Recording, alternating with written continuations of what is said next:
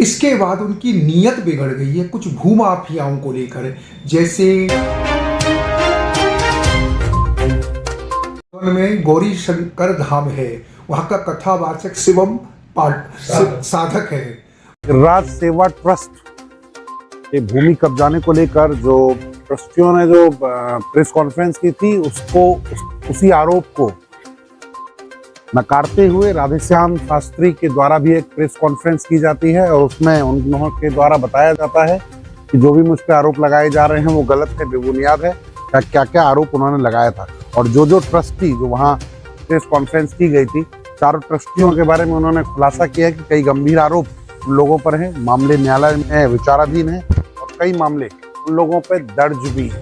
तो पूरी जानकारी राधेश्याम शास्त्री के द्वारा प्रेस कॉन्फ्रेंस में दी गई है, वो आपको सुनाते हैं। महाराज जी, आप पर आरोप लगाया जाता है ट्रस्टियों के द्वारा कि आपने पूर्व नियोजित के षड्यंत्र के तहत भूमि कब्जा कर लिया है उनका, ट्रस्टियों का। मैं राधेश्याम शास्त्री धाम वृंदावन, मैंने 2007 में अपने पूज्य पिताजी के नाम से श्री गिरिराज सेवा ट्रस्ट की स्थापना की, जिसमें केवल 8 ट्रस्टी हैं। उसमें हमारी पत्नी भाई आधे हैं, एक भगवती प्रसाद केडिया भी थे, उनका इस्तीफा भी हो चुका है, उनका स्वीकार भी हो चुका है। इसके बाद उनकी नीयत बिगड़ गई है कुछ भूमाफियाओं को लेकर। जैसे हेमंत जैन, ये राजस्थान के रहने वाले हैं। उमाशंकर शर्मा, एक वृंदावन में गौरी शंकर धाम है, वहाँ का कथावाचक शिवम साधक है। और केडी शर्मा और भी लोग हैं, उनके द्वारा वो भूमि को हड़पना चाहते हैं। पहले भी आए हैं भूमि आश्रम की जमीन पर, कभी प्याऊ में विघ्न कर रहे हैं, कभी गौ सेवकों को मारते हैं। तो उनके आतंक से हमने मथुरा में सिविल सूट भी दायर कर दिया। अब तो उन्होंने 25 तारीख को सीमाएं लांघ दी है, दीवार पे गेट में पत्थर मारना, ईंट मारना। हमने प्रशासन में कंप्लेन की है और यही प्रशासन से चाहते हैं हम लोगों की सुरक्षा करें, इन भूमाफियाओं से हम लोगों को बचाएं। चला रहा है ये प्रकरण जब से इन्होंने इस्तीफा दिया है, उसके कुछ समय के ही बाद से इनकी नीयत बिगड़ गई है।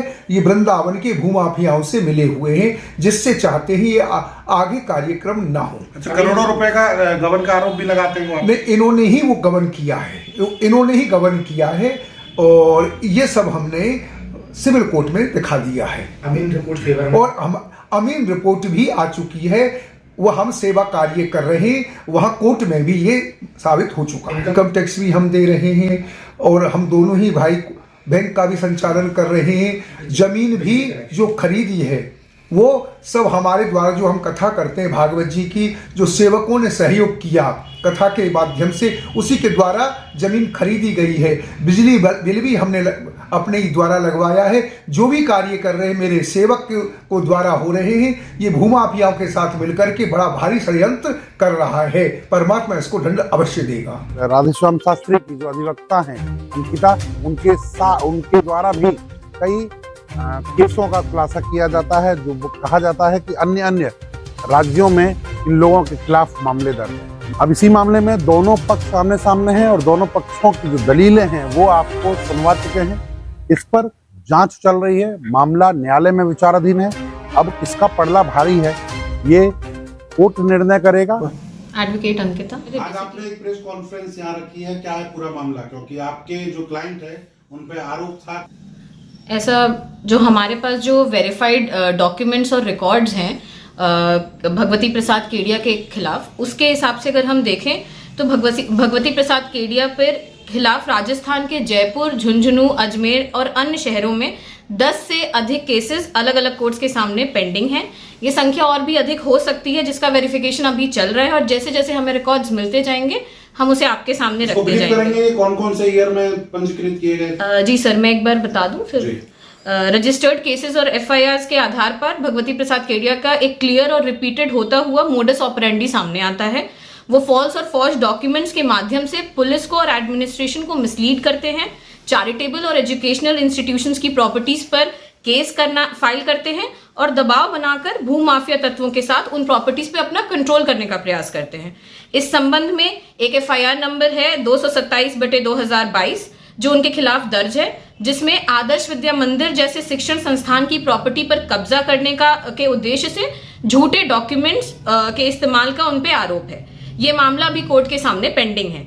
इसके अतिरिक्त लगभग 50 लाख का चेक बाउंस का भी एक सीरियस मामला भगवती प्रसाद केडिया के खिलाफ जयपुर हाईकोर्ट में अभी पेंडिंग चल रहा है। फॉल्स डॉक्यूमेंट्स, चीटिंग, फ्रॉड और प्रॉपर्टी ग्रैबिंग से संबंधित कई क्रिमिनल और सिविल केसेस उन पे अभी भी चल रहे हैं, जो मिलकर उनका एक हैबिचुअल और प्लान पैटर्न को दर्शा रहे हैं। हमारी इंफॉर्मेशन के अनुसार यही मॉडस ऑपरेंडी राजस्थान के अलावा कोलकाता में भी देखा गया है, जिसके रिकॉर्ड्स हम कलेक्ट करने का प्रयास कर रहे हैं। और अभी भगवती प्रसाद केडिया कुछ भूमाफिया तत्वों के साथ मिलकर ब्रज मंडल के क्षेत्र में भी ट्रस्ट की प्रॉपर्टीज और चैरिटेबल इंस्टीट्यूशंस पर दबाव और इंटिमिडेशन के माध्यम से प्रॉपर्टीज पर अपना कब्जा करने का प्रयास कर रहे हैं।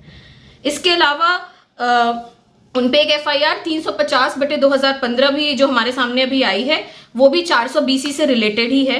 इसके अलावा उनपे तमाम सिविल केसेस हैं, कुछ क्रिमिनल केसेस भी हैं, जो अभी हमें जो आदर्श विद्या मंदिर समिति ने भगवती प्रसाद केडिया पे कर रखा है। इसके अलावा एक उनके पास उनके ऊपर बोर्ड ऑफ रेवेन्यू अजमेर में भी उनपे केस कर रखा है कैलाश केडिया जी ने। इसके अलावा SDO झुंझुनू के सामने भी उनके कई केसेस लैंड ग्रैबिंग और इंटिमिडेशन और फॉल्स प्रॉमिस के बेसिस पे उनपे रखे गए हैं। मुझे दीजिए इजाजत। मैं आशुतोष शर्मा, वृंदावन से अपने सहयोगी के